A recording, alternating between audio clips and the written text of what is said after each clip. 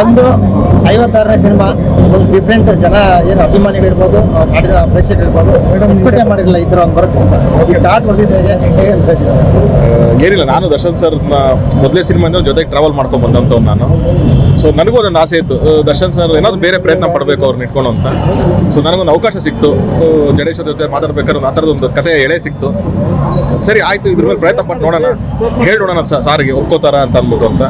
ಕೊನೆಗೆ ಅವ್ರು ಯಾವತ್ತು ಒಪ್ಕೊಂಡು ನಾನು ಅದೇ ಹೇಳ್ತಾ ಬಂದಿದ್ದೀನಿ, ಅವ್ರಿಗೆ ಕತೆ ಒಪ್ಕೊಂಡಿದ್ದಾಗ ನಿಜವಾದ ಗೆಲುವು. ಇವತ್ತಲ್ಲ, ನನಗೆ ಅವ್ರ ಕತೆ ಒಪ್ಕೊಂಡ್ರಲ್ಲ ಅವತ್ತು ಈ ಸಿನಿಮಾ ಗೆದ್ದಿದ್ದು. ಯಾಕಂದ್ರೆ ಒಬ್ಬ ದೊಡ್ಡ ಸೂಪರ್ ಸ್ಟಾರು ಈ ಥರದೊಂದು ಕಮರ್ಷಿಯಲ್ಲು ಪ್ಲಸ್ ಕಾಂಟೆಂಟ್ ಇರುವಂಥ ಸಿನಿಮಾನ ಬ್ಲೆಂಡ್ ಮಾಡಿದಂಥ ಒಂದು ಕಥೆನ ಅವ್ರು ಆಯ್ತು ಬಾ ನಾನು ಈ ಥರದೊಂದು ಮಾಡೋಣ, ನಮ್ಮ ಕನ್ನಡದಲ್ಲಿ ಈ ಥರದೊಂದು ಜಾನರ್ ಪಿಕ್ಚರ್ ಬರಬೇಕು, ಒಂದು ಸ್ಟಾರ್ ಆ ಥರದೊಂದು ಒಪ್ಪಿಗೆ ಕೊಟ್ಟಾಗ ನಿಮಗೆ ಅಲ್ಲಿಂದನೇ ಅದು ಸಿನಿಮಾ ಟೇಕ್ ಆಫ್ ಆಗುತ್ತೆ. ನಿಮಗೆ ಇವತ್ತು ಏನು ಜನ ಇಷ್ಟಪಡ್ತಿದ್ದಾರೆ, ಅಭಿಮಾನಿಗಳು ಇಷ್ಟಪಡ್ತೀರಿ ಅಂದರೆ ಯಾವಾಗ ಕಾಂಟೆಂಟ್ ಅಂದರೆ ಸಪ್ರೇಟ್ ಬರೀ ಸೀರಿಯಸ್ ಆಗಿ ಹೇಳಬೇಕು, ಕಾಂಟೆಂಟ್ ಅಂದರೆ ಬರೀ ಅದನ್ನು ಆರ್ಟಿಸ್ಟಿಕ್ ಆಗಿ ಹೇಳಬೇಕು ಅಂತ ಅನ್ನೋದು ಬಿಟ್ಟು ಅದನ್ನು ಕಮರ್ಷಿಯಲ್ ರೀತಿಯಲ್ಲಿ ಹೇಳ್ಬೋದು ಅನ್ನೋದೇ ಒಂದು ಪ್ರಯತ್ನ ಪಟ್ಟಿದ್ದು ನಾನಿದು. ಸೊ ಇದು ಇವತ್ತು ಗೆದ್ದಿರೋದಕ್ಕೆ ಏನಾಗುತ್ತೆ, ಇನ್ನೊಂದಷ್ಟು ಹೊಸ ತಂಡಗಳಿಗೆ ಅದು ಹುಮ್ಮಸ್ ಬರುತ್ತೆ. ಈ ಜಾನರ್ ಮಾಡೋಣ, ನಮ್ಮ ಮಣ್ಣಿನ ಕಥೆಗಳನ್ನ ಮಾಡೋಣ, ನಾವು ಅದನ್ನೇ ಅದರ್ ಲ್ಯಾಂಗ್ವೇಜಸಲ್ಲಿ ನೋಡ್ತಾ ಇರ್ತೀವಿ, ಅಲ್ಲಿ ಮಾಡ್ತೀರಾ ಇಲ್ಲಿ ಮಾಡ್ತೀರಾ ಅಂತ ಅಂದ್ಬಿಟ್ಟು. ಬಹುಶಃ ಅದನ್ನು ನಮ್ಮಲ್ಲೂ ಇನ್ನೂ ಜಾಸ್ತಿ ಆಗುತ್ತೆ, ನಮ್ಮ ಮಣ್ಣಿನ ಕಥೆಗಳು ಇನ್ನೂ ಹುಟ್ಕೊಳ್ತಾ ಹೋಗುತ್ತೆ ಅಂತ ನನಗೆ ಅನ್ಸುತ್ತೆ. ದರ್ಶನ್ ಅವ್ರು ಹೆಂಗೆ ಒಪ್ಕೊಂಡ್ರು, ಯಾಕೆ ಆ ಪಾತ್ರ ಒಬ್ಬ ಸ್ಟಾರ್ ಆಗಿ ಅದೇ ಹೇಳಿದ್ರಲ್ಲ, ಅವರು ಆ ಜಾನಲ್ಲಿ ಇದ್ರು. ಆಯ್ತು, ಏನಾಗುತ್ತೆ ಬ್ರದರ್, ಒಬ್ಬ ಸ್ಟಾರ್ಗೆ ತುಂಬ ಜವಾಬ್ದಾರಿಗಳಿರುತ್ತೆ. ಬರೀ ಅವ್ರಿಗೆ ಇಷ್ಟ ಆಗೋದಂತಲ್ಲ, ಒಂದು ಪ್ರೊಡ್ಯೂಸರ್ನ ನೋಡಬೇಕು, ಅವ್ರ ಅಭಿಮಾನಿ ವರ್ಗನ ನೋಡಬೇಕು, ಸೊ ಜನರನ್ನ ಎಲ್ಲಾನು ಬ್ಲೆಂಡ್ ಮಾಡಬೇಕು. ಯಾರೋ ಒಬ್ಬರಿಗೆ ಅದನ್ನ ಕನ್ವೆ ಮಾಡಕ್ಕೆ ಹೋಗಿ ಮಿಗ್ದವ್ರು ಡಿಸಪಾಯಿಂಟ್ ಆಗೋದ್ರು ಅಂತಂದ್ರೆ ಅದು ಅವ್ರ ಮೇಲೆ ಒಂದು ತುಂಬ ದೊಡ್ಡ ಜವಾಬ್ದಾರಿ ಇರುತ್ತೆ.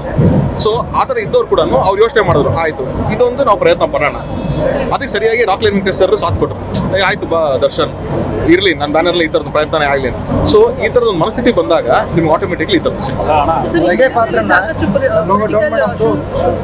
ಸೆನ್ಸಿಟಿವಿಟಿ ಜಾಸ್ತಿ ಇದೆ. ಸೊ ನೀವು ಬರಿಬೇಕಾದ್ರೆ ನಿಮ್ಗೆ ಎಷ್ಟು ಚಾಲೆಂಜಿಂಗ್ ಅನಿಸ್ತು ಪ್ರೆಸೆಂಟ್ ಮಾಡಬೇಕಾದ್ರೆ ಸೀರೀಸ್ನೆಲ್ಲ? ಏನಿಲ್ಲಮ್ಮ, ನಿಮಗೆ ಸತ್ಯಗಳು ಹೇಳಬೇಕಾದ್ರೆ ಅದಕ್ಕೇನು ಭಯ ಪಡೋಂಥದ್ದು ಅವಶ್ಯಕತೆ ಏನಿಲ್ಲ. ಆ್ಯಂಡ್ ಏನು ಅಂದರೆ ಏನು ಭಾಷೆ ಉಪಯೋಗಿಸ್ತೀವಿ, ಅದನ್ನ ಹೇಗೆ ಕನ್ವೆ ಮಾಡ್ತೀವಿ ಅನ್ನೋದನ್ನ ಆಗುತ್ತೆ. ನೀವು ಇವಾಗ ಯಾವುದೇ ವಿಷಯನ ತುಂಬ ನೆಗೆಟಿವ್ ಆಗಿ ಕೂಡ ಹೇಳ್ಬೋದು, ಅದನ್ನೇ ನೀಟಾಗಿ ಅದನ್ನ ಅರ್ಥ ಆಗೋ ರೀತಿಯಲ್ಲಿ ಕೂಡ ಹೇಳ್ಬೋದಾಗುತ್ತೆ. ಸೊ ಆ ನಿಟ್ಟಿನಲ್ಲಿ ನಾವು ತುಂಬ ಅದನ್ನ ನೀಟಾಗೆಲ್ಲ ತಿಳ್ಕೊಂಡು ಅದನ್ನ ಹೆಂಗೆ ಪೋರ್ಟ್ರೇ ಮಾಡಬೇಕು ಅದನ್ನ ನೋಡ್ಕೊಂಡು ಈ ಒಂದೇ ಪಾತ್ರನ ಎರಡು ಶೇಡಲ್ಲಿ ಬ್ಲೆಂಡ್ ಮಾಡೋದು ನಿಮ್ಗೆ ಎಷ್ಟು ಚಾಲೆಂಜ್ ಆಗಿದೆ? ನನಗೆ ಖಂಡಿತವಾಗ್ಲೂ ಅದು ಚಾಲೆಂಜಿಂಗ್ ಅಲ್ಲ, ಒಂದು ಎಕ್ಸೈಟ್ಮೆಂಟ್ ಇತ್ತು. ಯಾಕಂದ್ರೆ ದರ್ಶನ್ ಸರ್ 100% ಅದನ್ನ ಫುಲ್ ಆಫ್ ಮಾಡ್ತಾರೆ ಅಂತ ನಂಬಿಕೆ ನನಗಿತ್ತು. ಅವ್ರ ಅಭಿನಯ ನಾನು ನೋಡ್ಕೊಂಡ್ ಬಂದಿದ್ದೀನಿ, ಅವ್ರಿಗೆ ಏನು ಗೆಟಪ್ ಹಾಕಿದ್ರು ಸೂಟ್ ಆಗುತ್ತೆ, ಆಮೇಲೆ ಅದು ತಕ್ಕಂಗೆ ಅವ್ರು ಹೋಮ್ ವರ್ಕ್ ಮಾಡ್ಕೊಂಡು ರೆಡಿ ಆಗ್ಬಿಡ್ತಾರೆ ನನಗೆ ಗೊತ್ತಿತ್ತಲ್ಲ. ಸೊ ಆ ನಿಟ್ಟಿನಲ್ಲಿ ನಾವು ಮುಂಚೆನೇ ಅವ್ರಿಗೆ ಪ್ರಿಪೇರ್ ಮಾಡಿ ವ್ಯವಸ್ಥೆ ಈ ಥರ ಇರುತ್ತೆ ಅಂತ ಹೇಳಿದಾಗ ಅವರು 100% ಅದಕ್ಕೆ ಏನೇನು ಎಫರ್ಟ್ ಹಾಕ್ಬೇಕು ಎಫರ್ಟ್ ಹಾಕಿ ಮಾಡಿದ್ರು.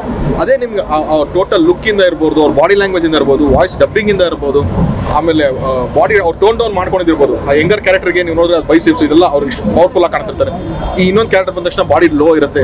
ಅಂದ್ರೆ ಪ್ರತಿಯೊಂದಕ್ಕೂ ಅವ್ರು ಹೋಮ್ ವರ್ಕ್ ಮಾಡಿದ್ರು.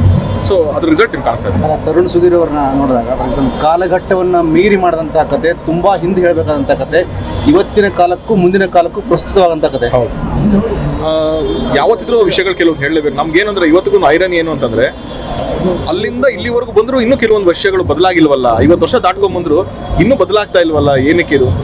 ನಾವ್ ಹೇಳಿದ ತಕ್ಷಣ ಬದಲಾಗತ್ತೆ ಅಂತಲ್ಲ, ಅಟ್ಲೀಸ್ಟ್ ಈ ಥರದೊಂದು ದೊಡ್ಡ ಸಿನಿಮಾದಲ್ಲಿ ದೊಡ್ಡ ಸ್ಟಾರು ಹೇಳೋ ಮುಖಾಂತರ ಒಂದು ಚೂರಾದ್ರೂ ಅದ್ರದ್ದು ಇಂಪ್ಯಾಕ್ಟ್ ಆಗ್ಬೋದೇನೋ.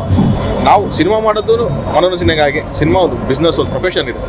ಆದ್ರೂ ಕೂಡ ಅದರಿಂದ ಒಂದು ಚಿಕ್ಕ ಮೆಸೇಜ್ ಹೋಗುತ್ತೆ. ಏನೋ ಅದು 1 ಲಕ್ಷದಲ್ಲಿ 10 ಜನಕ್ಕೆ ಚೇಂಜ್ ಆದ್ರೂ 10 ಜನ ಚೇಂಜೇ ಅಲ್ಲ. ಸೊ ಆ ನಿಟ್ಟಿನಲ್ಲಿ I think it's A good move. Aradhana ಪರಿಚಯ ಮಾಡ್ತೀರಿ, ಅವ್ರು ಬಂದು ಹೊಸ ಕ್ವಾಲಿಟಿ ಇದ್ದಾರೆ, ಅವ್ರ ಪರ್ಫಾರ್ಮೆನ್ಸ್ ಡೈರೆಕ್ಟರ್ ಆಗಿ ಸರ್ ಅವ್ರು ಯಾವತ್ತೂ ನನಗೆ ಒಂದೇ ಒಂದು ಏನಾದರೆ, ಓಕೆ ನಾನು super star, lady super star Malashri ಅವ್ರ ಮಗಳು ಅಥವಾ ಕೋಟಿ ರಾಮ್ ಅವ್ರ ಮಗಳು ಅನ್ನೋದನ್ನ ಅವ್ರ ತಲೆಯಲ್ಲಿ ಇಟ್ಕೊಂಡೇ ಇರಲಿಲ್ಲ ಸರ್. ಹೊಸ ಹುಡುಗರು ಹೆಂಗೆ ಬರ್ತಾರೋ, ಒಂದು ಡೆಬ್ಯೂಟೆಂಟು ಅಷ್ಟೇ ಶ್ರದ್ಧೆ ಭಕ್ತಿಯಿಂದ ಕೆಲ್ಸಕ್ಕೆ ಬಂದರು. ಸಿನಿಮಾ ಮುಂಚೆ ಒಂದು 2 ತಿಂಗಳು 3 ತಿಂಗಳು ನಾವು ಅದಕ್ಕೆ ವರ್ಕ್ಶಾಪ್ ಮಾಡಿಸಿದ್ವಿ. ಅದಕ್ಕೆ ಡೆಡಿಕೇಟೆಡ್ ಆಗಿ ತುಂಬ ಹಾರ್ಡ್ ವರ್ಕಿಂಗ್ ಹುಡುಗಿ ಸರಿನಾ. ಯಾವುದೂ ತಲೆಯಲ್ಲಿ ಹೆಡ್ವೇಟ್ಗಳಿರಲ್ಲ, ಈಗೋಗಳಿಲ್ಲ, ಏನಿಲ್ಲ. ಏನು ಹೇಳ್ತೀವೋ ಅದನ್ನು ಶ್ರದ್ಧೆಯಿಂದ ಕಲಿತಾರೆ, ಕಷ್ಟಪಟ್ಟು ಮಾಡ್ತಾರೆ. ಆಮೇಲೆ ತುಂಬ ಚೆನ್ನಾಗಿ ಪ್ರಿಪೇರ್ ಆಗಿದ್ದಾರೆ ಅವರು. ಸಿನಿಮಾ ಕರ್ಕೊಂಬರ್ಬೇಕು ಅನ್ನೋದು ಮುಂಚೆನೇ ಒಂದು 2 ವರ್ಷದಿಂದ ಅವ್ರನ್ನ ಪ್ರಿಪ್ರೇಷನ್ ಮಾಡಿ, ಅವ್ರಿಗೆ ಆ್ಯಕ್ಟಿಂಗ್ ಕ್ಲಾಸಸ್ಗಳನ್ನ ಕಲಿಸಿ, ಡ್ಯಾನ್ಸ್ನ ಕಲಿಸಿ ಎಲ್ಲ ರೆಡಿ ಇದ್ದಾರೆ ಅವರು. ಸೊ ನೀವು ಏನು ಕೊಟ್ಟರು ನೀಟಾಗಿ ಅದನ್ನು ತೊಗೊಂಬಂದು ಪೋರ್ಟ್ರೇ ಮಾಡಿದ್ರು. ಸೊ ಇವತ್ತು ಏನು ಪರ್ಫಾರ್ಮೆನ್ಸ್ ಕಾಣಿಸ್ತಾ ಇದೆ, ಸೊ ಅದಷ್ಟು ಹುಡುಗಿದು ಶ್ರಮ ಸರ್.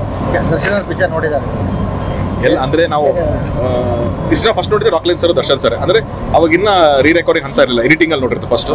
ಅದಾದಮೇಲೆ ಮತ್ತೆ ನಾವು ರೀ ರೆಕಾರ್ಡಿಂಗ್ ಎಲ್ಲ ಫೈನಲ್ ಕಾಪಿ ಆದಮೇಲೆ ಕೂಡ ಮೊನ್ನೆ ಒಂದ್ಸತಿ ನಾವು ರಾಕ್ಲೈನ್ ಮಾಲಲ್ಲಿ ಅವರು ಸ್ನೇಹಿತರು ಎಲ್ಲರೂ ನೋಡಿದ್ರು ಆ ಸಿನಿಮಾನ. ಸೊ ನೋಡಿದರೆ ಮೊದಲಿಂದ ಎಲ್ಲ ಅವ್ರಿಗಷ್ಟೇ ಅಲ್ಲ, ಇಡೀ ತಂಡಕ್ಕೆ ಈ ಸಿನಿಮಾ ಮೇಲೆ ಕಾನ್ಫಿಡೆನ್ಸ್ ಇತ್ತು. ಈ ಸಿನಿಮಾ ಇಷ್ಟು ಚೆನ್ನಾಗಿ ಆಗೇ ಆಗುತ್ತೆ, ಇದೊಂದು ಒಳ್ಳೆ ಪ್ರಯತ್ನ ಆಗೇ ಆಗುತ್ತೆ ಅಂತ ಇಡೀ ತಂಡಕ್ಕೆ ಕಾನ್ಫಿಡೆನ್ಸ್ ಇತ್ತು. ಇವತ್ತು ಸಡಗರ ನೆನೆ ರಾತ್ರಿನೇ ಶುರುವಾಗಿದೆ, ಫೀಡ್ಬ್ಯಾಕ್ ಹೇಗಿದೆ?